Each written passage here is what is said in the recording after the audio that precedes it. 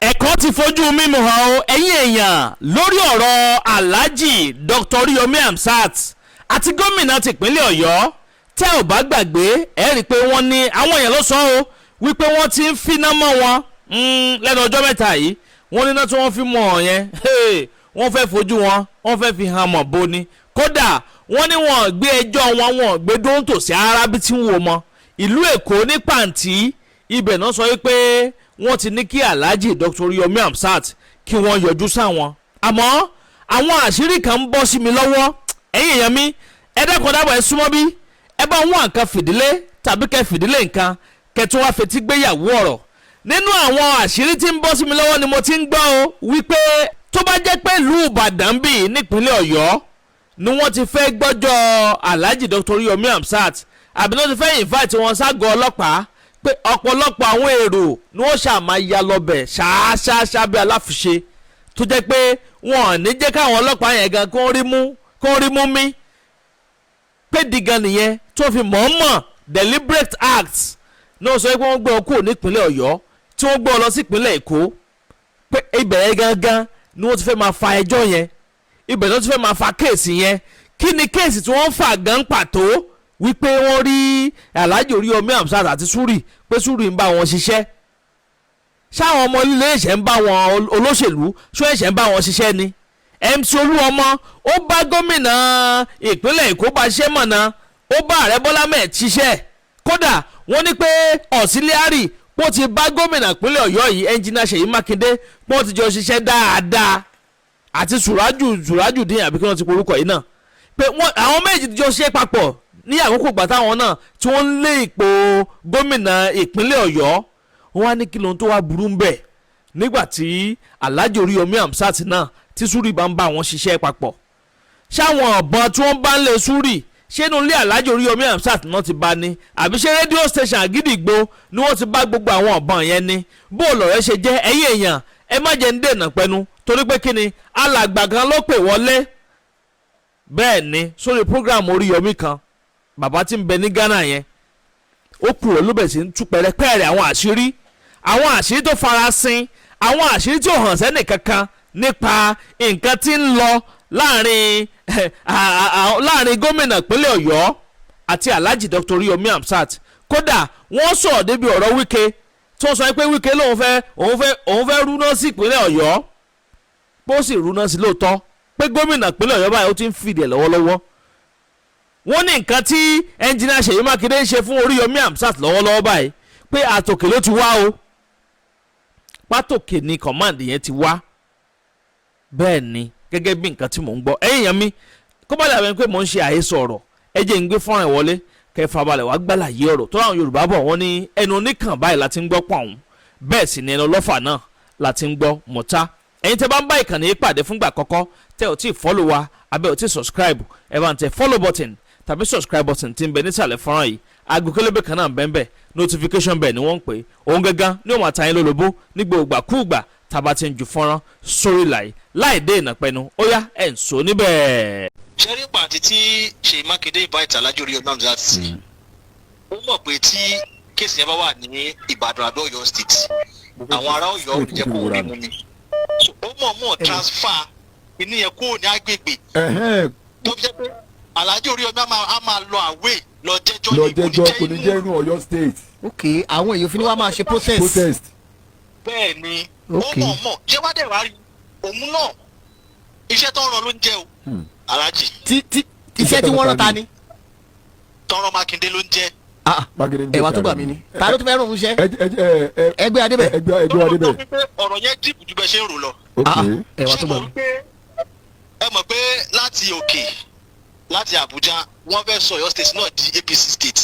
Makinde wà kí n ṣe APC tiẹ̀. ẹ dúró Alhaji ẹ dúró ṣé Wike ṣé APC ni Wike ni. ọ̀rọ̀ tó wà mí Alhaji. ok kò ń ṣe òótọ́ ni. Alhaji ẹ máa gbọ́ mi. ó yá mo gbádùn yín. now ẹ mọ̀ pé Makinde ó ti create APM party ẹ mọ̀ bẹ́ẹ̀. bẹ́ẹ̀ ni. now ó dẹ̀ mọ̀ pé under PDP ni Makinde ti ṣèjọba. tó bá jẹ́ wípé Makinde sì stand ní PDP bó ṣe ń lọ tó bá fààyàn kalẹ̀ ó mọ̀ pé èèyàn yẹn lè fẹ́ bá Alhaji Oriyomi Hamzat ṣe kàngbọ̀n but presently bá ṣe wà yìí kò sí any best candidate lọ́yọ̀ state ní gubernatorial level yẹn o except Alhaji Oriyomi Hamzat. ẹni tó jáde as APC aspirant ẹ gbàgbé ẹ tó bá ṣe free and fair election kò lè rí 500,000 votes ní Ọ̀yọ́ state. òótọ́ ọ̀rọ̀ bẹ̀ nìyẹn ok kí làwọn fẹ́ ṣe. bẹ́ẹ̀ mo sọ pé iṣẹ́ tí Makinde ń jẹ́ from Abuja ni. kò tún ṣiṣẹ́ ta rẹ̀. wọ́n ti bá a sọ̀rọ̀ aláyẹ̀wò pa bọ̀bọ̀ Hamzat yìí kí la fẹ́ ṣe sọ̀rọ̀ ẹ̀ a fẹ́ kí APC dominate ní Ọ̀yọ́ tábàdé mú un kó lẹ̀ wọn ò ní choice lọ́yọ̀ àkọ́dù ló máa wọlé. Makinde ó ṣe governance nítorí pé òun ti bá pàtì tiẹ̀ lẹ̀ sóyè alájì òun ti ní pàtì tiẹ̀ now wọ́n wá pàrọ̀kù ránṣẹ́ sí ṣé o kí ìgbà tó fẹ́ ṣe convention tiẹ̀ ó kọ̀ la kọ́ fẹ́ ṣe convention yẹn ni wọ́n adopt àwọn ọmọ yẹn ní Ògbómọ̀ṣọ́. ok ó kọ̀ la ni. ó kọ̀ la convention Makinde kọ̀ la ní new party ẹ̀ òun lọ́jọ́ ọmọ ẹgbẹ́ l'Ògbómọ̀ṣọ́. ok mo jẹ́ ṣe bọ́jọ́ kejì tán. ẹnì kan sọ Makinde pé I will set your state on fire òun ní ojú ráyè ó sọ lọ́sẹ̀ kan before kí convention yẹn tó kọjá méjì. now ṣẹ́ra àwọn tó jí gbà gbà yẹn wọ́n fi ṣe géèmù ní fún Makinde pé ẹ̀mọ́ tàbá dáná sí ẹ̀ǹdì iṣẹ́ tá a rán yẹn tó bá jẹ lẹ́rọ̀ wàá jẹ lélẹ̀. bẹ́ẹ̀ táwa gbọ́ pé jà bẹ́ẹ̀ láàrin tiwọn gẹ́gẹ́ fúnra wọn náà a gbọ́ pé jà bẹ́ẹ̀ láàrin Makinde àti Oriyomi fúnra rẹ̀. Alhaji ìjà tó wà láàrin wọn ìjà iṣẹ́ tí wọ́n rán Makinde ló ń fà díẹ̀ rí yẹn. ok ṣé Alhaji Oriyomi Hamzat tó sọ fún yín àbótọ́ fẹ́ anybody pé àwọn fẹ́ gbígbà gómìnà kí wọ́n tó sẹ́ẹ̀tì wọn ọ̀pù ní ti èyí tó wà àtìyàwó ọba Ìfẹ̀jọ́ ṣe ń gbà yẹn. ok bẹ́ẹ̀ ni èyí ò tí ì sí bẹ́ẹ̀ kò tí ì sí báyìí. ọ̀nà bẹ́lẹ̀ láàrin ara wọn Alhaji wọ́n ti gbọ́ fèrèfèrè pé aláyé yìí fẹ́ jáde ẹ má yẹ ká máa fòmí múra olóko ẹ̀yin lẹ̀ mọ̀ àwa náà mọ̀ bọ̀ nínú ẹgbẹ́ wọn yẹn ẹnì bá ti ṣe ní fún pé ọ̀pọ̀ ẹ̀dá kó má láǹbíṣàn kínní kíláyà fi ba ayé ẹ̀jẹ̀ òun ni kọ́tẹ́ kọ́kọ́ fi rí gbà yẹn tó fi ṣẹlẹ̀ wọ́n rí pé kínní yẹn ò work. àti pé kò sí òun nìkan ló wà involve gbà yẹn. ẹ tó dé wà involve ìyàwó alágbára ni. ẹ tó wà involve ìyàwó alágbára náà jọ wà involve. wọ́n rí pé kínní yẹn ò work òun ni Makinde tó wá ránṣẹ́ lókè náà bẹ̀jẹ̀ àwọn náà fi iná sí Makinde náà ń dì. ṣẹ́dá ẹ̀mí ò gbàdúrà ẹ̀ ṣẹ́dá àwọn tó kó ló gbowó ìdájí tí àbá múra rí ọ̀rọ̀ máa padà bá ọ̀rọ̀ ọmọ Chibok ni. àwọn tó fọ ọmọ Chibok náà gbà yẹn wọ́n fi wọ́n play game ni politics game. political game náà fẹ́ ọmọ yẹn play gbà yẹn. bèrè nínú gbó lójoojúmọ́ wọ́n dẹ̀ sọ síbẹ̀. Alhaji ẹ gbọ́ nígbà tí fẹ́ẹ́ dàgbà lọ sọ́yọ́ kí ni Makinde sọ fún fẹ́ẹ́ dàgbà ó ní òun jẹ́ governor of a state ó lóun ò láṣẹ lórí ọlọ́pàá àti army ó ní tó bá pe commissioner of police ní Ọ̀yọ́ state lẹ́ni pé òun fẹ́ ránṣẹ́ lọ́wọ́ báyìí ó ní commissioner of police ò lè jẹ́ṣẹ́ òun kó gbéra kó lọ wípé akọ́kọ́ pe IG ẹ̀ pé tó bá pe IG ẹ̀ IG ẹ̀ṣẹ̀ pé presidency wọ́n bá ní pé kán lọ ni kí làwọn sọ ok ṣé láti bàtà tí wàá kó àwọn ọmọ yẹn ṣé Makinde ò ti pe commissioner of police ṣé commissioner of police ò ti pe IG ṣé IG ò ti pe presidency tọ́mọ ẹ̀fẹ̀ àwọn abẹ́ ti dé òkè tó bá yẹ pé torí pé wọ́n rí sàlàkọ́ àbíkílẹ̀ pé wọ́n rí pẹ̀lú olóyè Alhaji Oriyomi Hamzat láti tó bọ́ọ̀rì yẹn mọ́ Zury ni wọ́n ṣe sọ pé ó jẹ̀bi òkè ṣé Tinubu ṣé MC Olúọmọ pé Tinubu fi ń gbé ballot paper káàkiri Èkó nígbà election ṣé MC Olúọmọ jẹ́ ambassador ni àbí ṣó jẹ́ INEC chairman ni àbí ṣó jẹ́ senator àbí ṣó jẹ́ ẹlẹ́gbẹ̀mọ aṣòfin àbí ṣó jẹ́ ọlọ́pàá ṣó jẹ́ navy ṣó jẹ́ army ṣó jẹ́ MC Musili ọmọ ọ̀tá olóyè ọmọ ọ̀tá ló wà ní ìjáàjì bó ti ń distribute gbé mọ́tò ballot paper káàkiri the whole Lagos state nígbà election sókè làwọn sọ. ẹ náà mọ̀ pé iṣẹ́ yẹn wọ́n rán Makinde náà ò ní choice because wọ́n ti dáná sí lábẹ́ tó bá dẹ̀ ṣe yẹn bá ṣe fẹ́ àti bá ṣe yẹ àwọn ọmọ yẹn ò ní jáde because àní fún ẹ ní àyàn tó máa fi jáde. bẹ́ẹ̀ni. òun sọ fún mi nígbà sọ fún jọ yẹn pé àwọn oṣù ọ̀pọ̀ ọmọ yìí gan ṣe pé ẹ jẹ́ ká kógun lọ kò lásìlẹ̀ dàbí jìsí máa wà fine but àwọn tó kún wọn náà ní fara rí lọ ó ní ó wà aṣọ àgbẹ̀ àwọn ọmọ yẹn wà live wọ́n sì pé ta ló kọ́ láti láti gbé wọn pé tó o ní aṣojú ń bẹ̀ tó ń pè àbí tó ń pè ẹ̀ tó fi mọ̀ gbọ́n pé kẹ́lẹ́ mọ̀ pé kíní is from the above. so ṣe Makinde náà ń dá tòtún àwọn kan ni òun náà ṣe pé lóòótọ́ òun náà kò ń ṣèyàn rí àmọ́ ọ̀rọ̀ ìlágbára o. eégún ṣe ní dédé mu sí òun lòun náà ojú ẹ̀kọ́ tuntun ni ó onínúrí ilẹ̀ ẹ̀dá ni we all know that. ojú wọn dẹ̀ wá tutù. iṣẹ́ ní wọ́n jẹ́ fún Alhaji Oriyomi Hamzat wọ́n fẹ́ gba channel wọlé because he is the sitting governor presently kò tí kúrò bẹ́ẹ̀ and kò sẹ́ni tó lè probe Alhaji Oriyomi Hamzat àbí tó lè bá wọn fa wàhálà ju sitting governor lọ. ọmọ gádà kò kí gbogbo ayé tẹ́wọ́ gbà. so sitting governor dédé náà ló máa bá a fà á ìwọ ò tí ì dórí àgbèrè àwọn aláṣùwà ń bẹ̀ wọ́n tí wọ́n bá ṣe àbí tá a bá sọ òun ni òfin ma. bí nàìjíríà ṣe lọ kò sí wọn kí ẹ̀ pàtàkì kọ́tà sí aráàlú àwọn olóṣèlú yìí àwọn tó pẹ́ àwọn ní ìjọba nàìjíríà yìí they don't care about what citizens say òfin irọ́ tí wọ́n ti rà apá yẹn náà wọ́n máa tẹ̀lé. ok wọ́n tún sọ pé ọ̀rẹ́ nìkan pẹ̀lú Alhaji Oriyomi Hamzat nígbà tí àwọn èèyàn rí wọn náà pẹ̀lú auxiliary nígbà tí àwọn tó rí auxiliary pẹ̀lú ẹ àwọn ọlọ́pàá gbé ẹ àwọn ológun pẹ̀lú ṣe gèsè àbí ṣé òun náà lò wọ́n ni ṣèbó lò wọ́n. àwọn kan náà tiẹ̀ sì ń lò lọ́wọ́ lọ́wọ́ báyìí. Alhaji àtàyédá yóò ṣèlú láti mọ̀ pé àwọn ọmọ líle náà ń lò. àbí ọmọ ta ni gbogbo olóṣèlú máa ń lò kó so olóṣèlú kan báyìí. àwọn ọ̀nà ń kó ammunition fún wọn everybody knows that. so why tó fi jẹ́ pé tí Alhaji Oriyomi Hamzat wá yàtọ̀ ẹ̀ ń tẹ̀lé tó pé Alhaji Oriyomi Hamzat ń lò yìí ẹ̀yin lọ́ ti mọ̀. bẹ́ẹ̀ ni ẹ̀yin wọn náà ti mọ̀.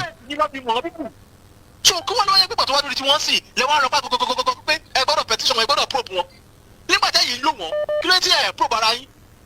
kí ló ń tí àwọn kan ò lò wọ́n against yín ṣùgbọ́n wọ́n ṣàfẹ́ ra APC yẹn fún Ọ̀yọ́ state láti tún ba Ọ̀yọ́ state jẹ́ kọjá bí careful and they can never achieve that aim without bringing Alhaji Oriyomi Hamzat down.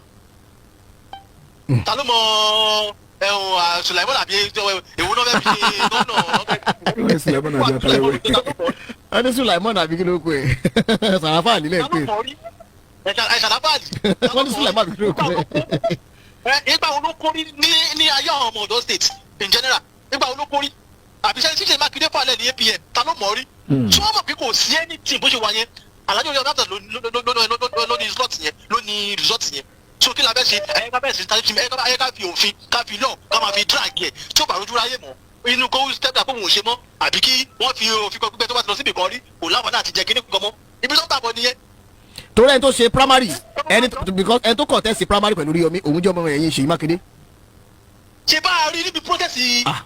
very dark man ìparí lẹ́yìn kí ló lọ ṣe bẹ̀. ọjọ́ mọ́ ọ fọ́ni sà láìpẹ́ àwọn olóṣèlú fọ́ni. ibi tí wọ́n mọ̀ pé géèmù yẹn